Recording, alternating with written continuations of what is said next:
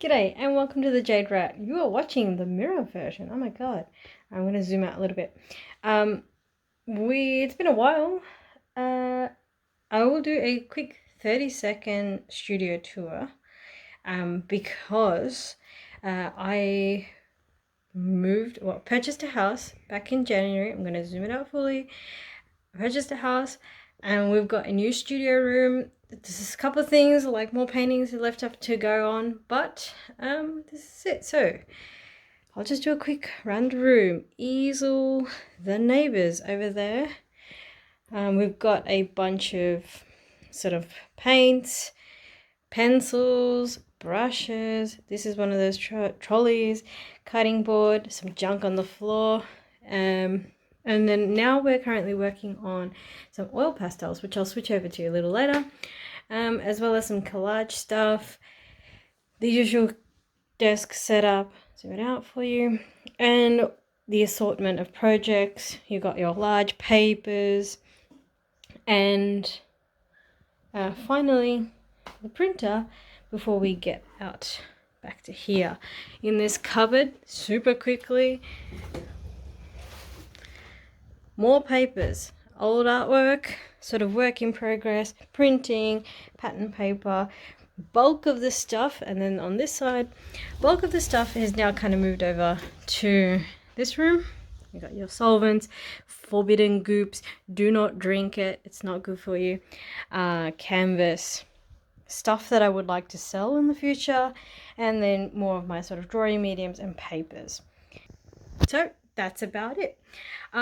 So what I wanted to chat to you about super quickly in this video that I have not been very diligent about is the idea that 2026 is around the corner.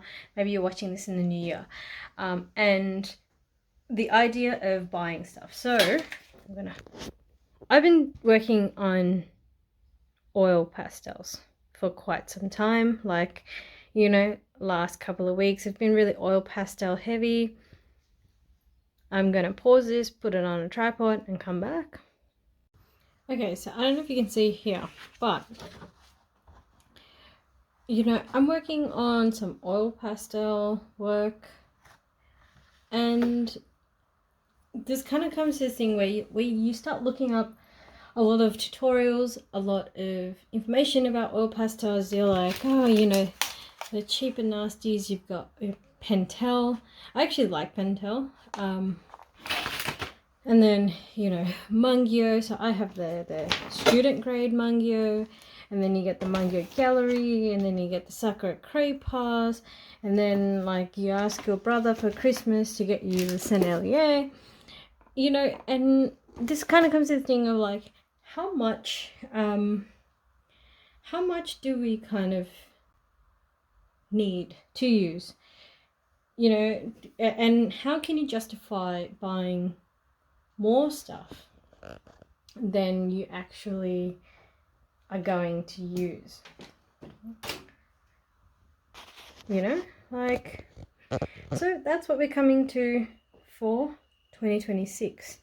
The idea is, can we, and by we I mean myself, can we figure a way to still get all of the purchases, still get all of the deals, while also, you know, being conscious of what you're spending, and, you know, whether you actually need, you know, another set of 48 colors or not. You know, I've been looking at Meeden and the Mungyo Gallery, and like trying to figure out if I can justify, if we can justify having all of these materials if we're not actually going to use them all. So for 2026, this is what I've been trying to get to this whole time, but my brain is all over the place, is putting together a sort of, it's like a no buy sort of scheme, but it's not exactly a no buy. So it's where we kind of look at your quantity of material that you have. If you have, let's say, a pack of 24 pastels,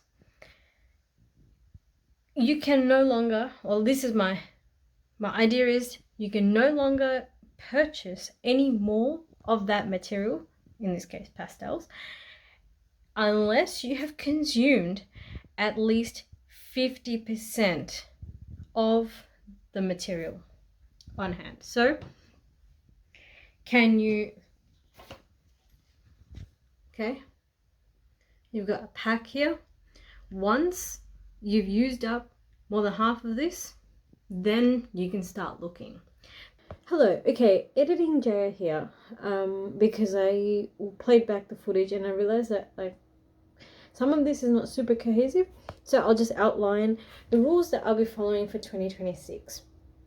Essentially, I'm going to catalog all of the materials that I have related to one specific medium. So in this case, oil pastels, you know, this is a pentel pack of, I think, 50.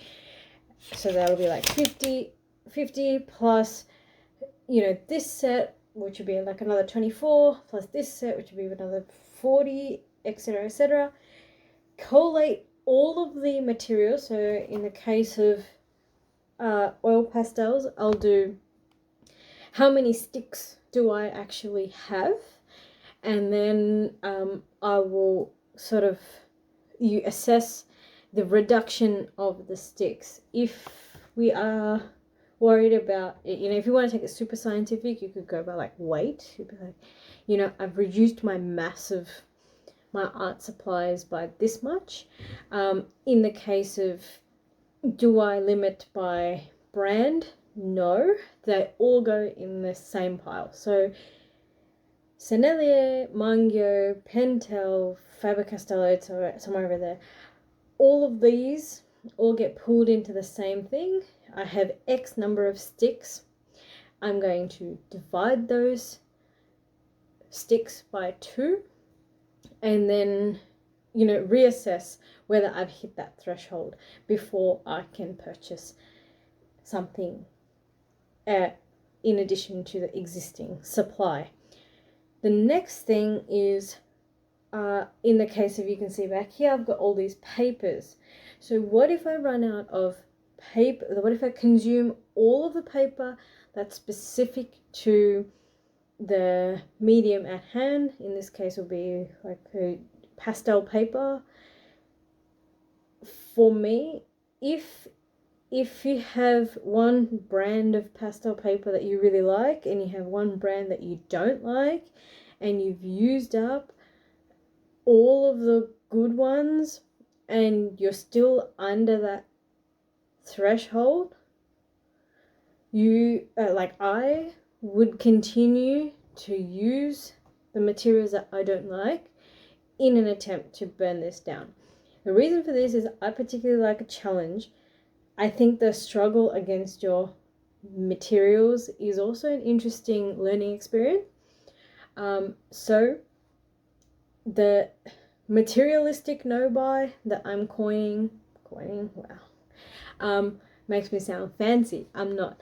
Coining this term materialistic no-buy, it's going to be categorize your materials, reduce the total number of materials by half before you can attempt to replenish that stock.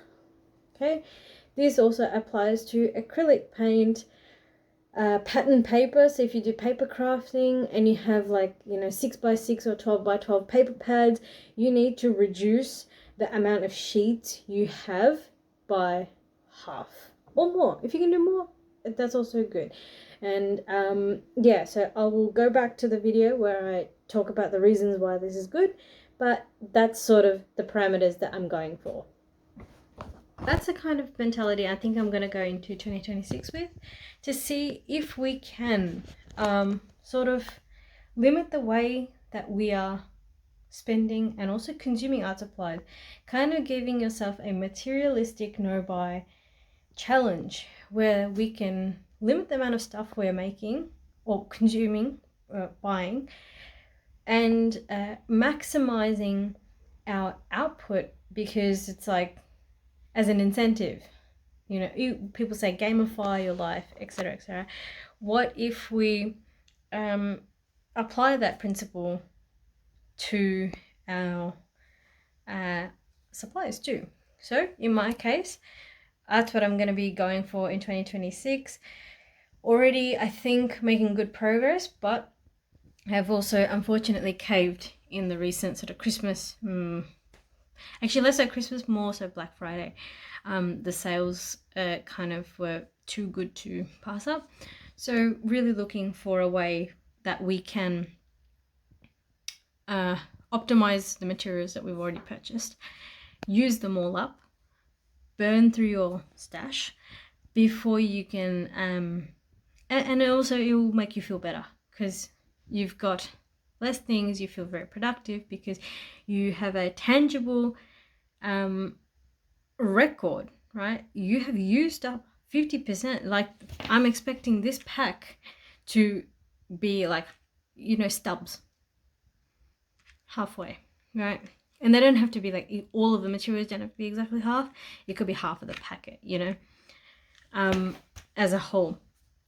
And you feel better because you have moved, the needle has moved forward, you're ticking along, and you don't feel guilty about having all of these supplies that are just sitting there unused. Yeah, so with that, this is a very like ad hoc video. No planning, no script, no nothing. But I wish everybody a safe and happy 2026. Let's see how long this lasts. Hopefully this year I should get some more videos. I say that every year and then it never happens. So yeah, have a good one. Stay safe. Happy New Year.